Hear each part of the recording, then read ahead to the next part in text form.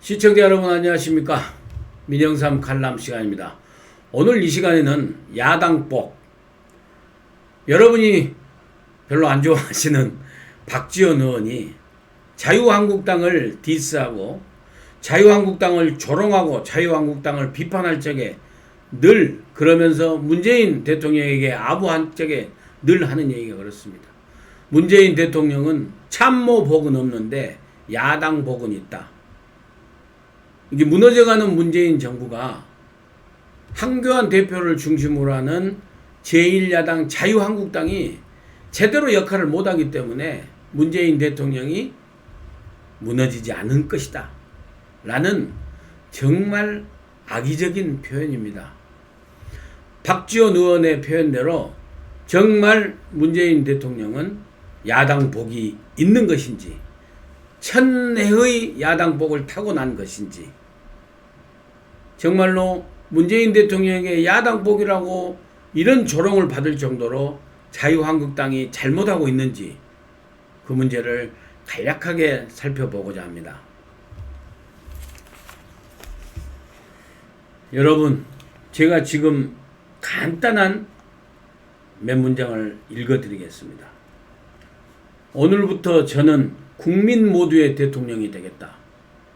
저를 지지하지 않던 국민 한 분도 저의 국민이고 우리의 국민으로 섬기겠다.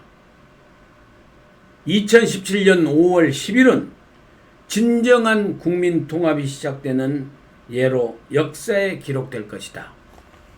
이렇게 말한 사람이 있습니다. 이게 문재인 대통령이 2017년 5월 10날 취임식에서 한 취임사 일부입니다. 지난 2년 6개월 동안 문재인 대통령이 이렇게 했습니까? 지난 2년 6개월 동안 문재인 대통령의 성적표라고 할까요? 경제 분야, 경기, 성장률, 수출, 일자리, 양극화, 어느 거 하나 성한 것이 없습니다. 경제는 완전히 무너졌습니다. 특히 상위계층 20%하고 하위계층 20%, 이 양극 간의 이 소득 격차는 훨씬 더 벌어졌습니다. 취임하면서 일자리 정부라고 청와대 뒷판에도 일자리 상황판 만들었는데 지금 온데간데 없어졌습니다. 무엇보다도 경제 성장률이요. 수출은 완전히 둔화되고 감소되면서 경제 성장률이 결국에는 금년 12월이면은 2%대도 아마 무너지고 1.9 얼마 될 1%대로 내년에는 뭐 확실하게 1%대가 되는 거. 안보, 친북, 아무런 근거 없는 낙관론적인 비핵화 의지, 김정은의 비핵화 의지를 믿고 친북, 그 다음에 북한 감싸기, 북한에게 우호적인 이런 대북 정책, 비핵화 정책, 친중 정책, 그렇게 해서 한미 동맹이 균열이 가고 한일 관계가 지금 최악의 상태고, 지소미 하나만 봐도 알지 않습니까? 사회적인 측면 어떻습니까? 사회 갈등으로 완전히 취임사하고는 정반대적인 코드 인사, 이념 편향 정책을 통해서 국민이 양쪽으로 완전히 쫙 갈려져서 좌파 그룹하고 자유보수 우파하고 완전히 쪼개져서 문재인은 진보 좌파 이쪽에 딱 서 있지 않습니까? 이렇게 국론이 분열되고 국민이 갈등을 입고 쫙 갈라져 있습니다. 교육정책이요? 문재인 대통령 취임 초에 김상곤 교육부총리하고 지금 유은혜 교육부총리, 두 교육부총리가 2년 6개월 동안 뭐 하나라도 교육계획 이루어놓은 거 있고 대학 입시 정책 제대로 한 게 있고 무슨 교육 정책 하나 한 게 있습니까? 김상곤 교육부총리요. 방과 후에 어린 아이들 영어 과외 한다 안 한다 오락가락. 초등학교 1, 2학년들 방과 후에 영어 교육 교습 한다 안 한다 오락가락.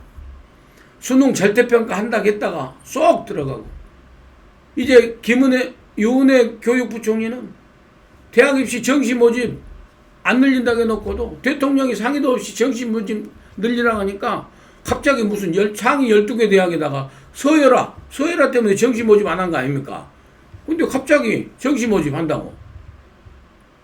얘기가 잠시 길어졌는데 아무튼 2년 6개월 동안 이렇게 대한민국을 갖다가 경제, 안보, 교육, 사회, 노동, 군사, 문화 모든 측면에서 이렇게 엉망으로 만들어 놓은 문재인 정부를 이제 6개월 뒤면은 내년 4월 15일 날 총선거를 통해서 심판을 하는데 그 맨 앞장서야 될 자유한국당이 제1야당인 자유한국당이 제 역할을 못하기 때문에 박지원 의원이 이렇게 한국당을 비판하고 디스하고 문재인 대통령에게 아부하는 발언을 하고 있습니다. 자유한국당이요, 인적 파워, 맨파워로 보면은 어마어마합니다. 경제 관료들, 그 다음에 일반 그 관료들, 그 다음에 군 관료들, 군 장성 출신, 그 다음에 검찰, 그 다음에 법원, 판사, 변호사, 법조계, 학계, 어마어마한 맨파워가 형성되어 있는데도 왜 저렇게 문재인 정부를 심판하는 그런 역할을 한다라는 지지율의 고공행진을 못하면서 박지원 의원에게 저런 비아냥을 드려야 될까요? 저는 자유한국당이 벗어나는 길을 이렇게 조언하고자 합니다. 정말 무엇보다도 그 있는 맨파워를 통해서 일단 자유한국당의 모든 내부 구성원들이 저는 단결해야 된다고 생각합니다. 그 단결하기 위해서는 뭡니까? 계파가 없어야 됩니다. 정말 계파 없애기 힘듭니다. 황교안 대표가 아무런 계파가 없어도 다른 사람들이 친박, 비박, 무박 다 갈라져 있습니다. 지금 또 수도권의 비박, 또 탄핵 찬성파, 탄핵 반대파. 지금은 용광로에서 완전히 이 계보를 멀리 떠나보내고 내부 단결을 해야 되는데, 내부 단결은 어찌됐건 간에 전당대회를 뽑아놓은 황교안 대표를 중심으로 해서 내부 총질이 없는 내부 구성원의 첫째적인 단결이 필요하다. 그러면 이 내부 구성원의 철등 같은 단결을 통해서 황교안 대표는 리더십을 발휘해서 뭘 이끌어내야 되느냐.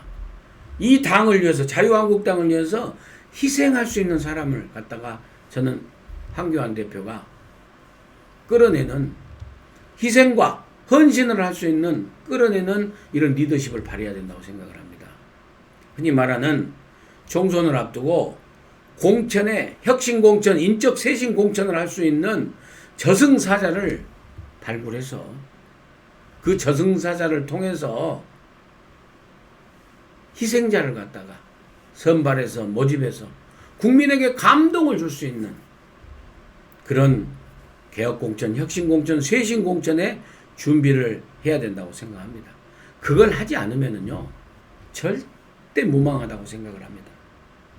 그리고 이것만 있으면 저는 자유한국당, 이 문재인 정부가 도저히 돌이킬 수 없는 이런 그 실책이 쌓여있기 때문에 자유한국당이 이런 내부 단결을 통해서, 내부 통합을 통해서 희생하는 사람들이 몇 명만 나와주면은, 박지원 의원이 아무리 비판하더라도, 박지원 의원이 아무리 비아냥거리더라도 문재인 대통령에게 야당 복이 아니라 문재인 대통령이 제1야당 자유한국당 때문에 바로 심판받는, 문재인 정권을 심판하는 견인차 역할을 하는 자유한국당이 될 거라고 저는 생각을 합니다. 그리고 특히 인재 영입은 저는 나중 문제라고 생각합니다. 그렇지 않습니까? 웅덩이에 저수지에 물이 있어서 이 물이 고여 있어서 상당히 부패돼 가고 있는데, 새로운 산속, 깊은 산속에 옹달샘 갔다가 오면 뭐합니까? 그 깨끗한 옹달샘마저도 같이 부패해지죠. 이 썩은 웅덩물을 갖다 퍼내야죠. 바로 이 퍼내는 것이 바로 저는 희생적인 작업이랍니다.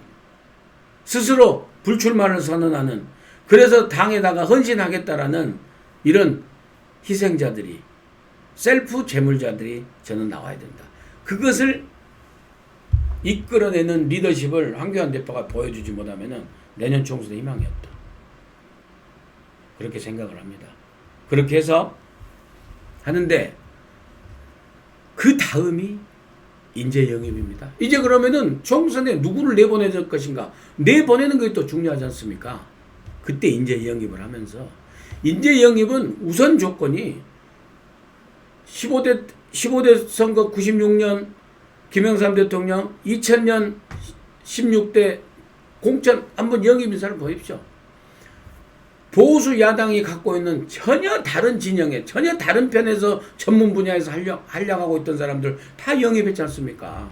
우리가 누누이 얘기해서 김영삼 대통령이 전혀 다른 편에 있었던 노동운동 전문가 김문수, 이재호, 이우재 전부 다 영입, 심지어는 김부겸까지 영입했지 않습니까? 일테면 한국당에서 전부 다. 그럴 정도로 동종교배보다는 이종교배를 해야 된다. 이걸 참고 삼아서 하면은 박지원 의원이 아무리 디스를 하더라도 자유한국당이 문재인 정권을 심판하는 견인차가 역할을 되면서 내년 총선에서 이길 수 있다. 그렇게 하다 보면은 실수할 기회도 안 주어져요.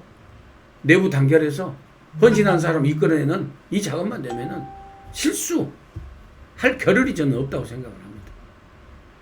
다시 한번 자유한국당의 분발을, 왜 자유한국당이 분발해야 됩니까? 박지원 의원의 저런 디스가 필요 없습니다.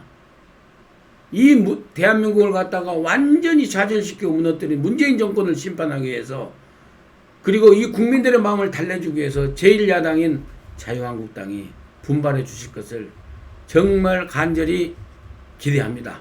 시청해 주신 여러분 정말 감사합니다. 또 찾아뵙도록 하겠습니다.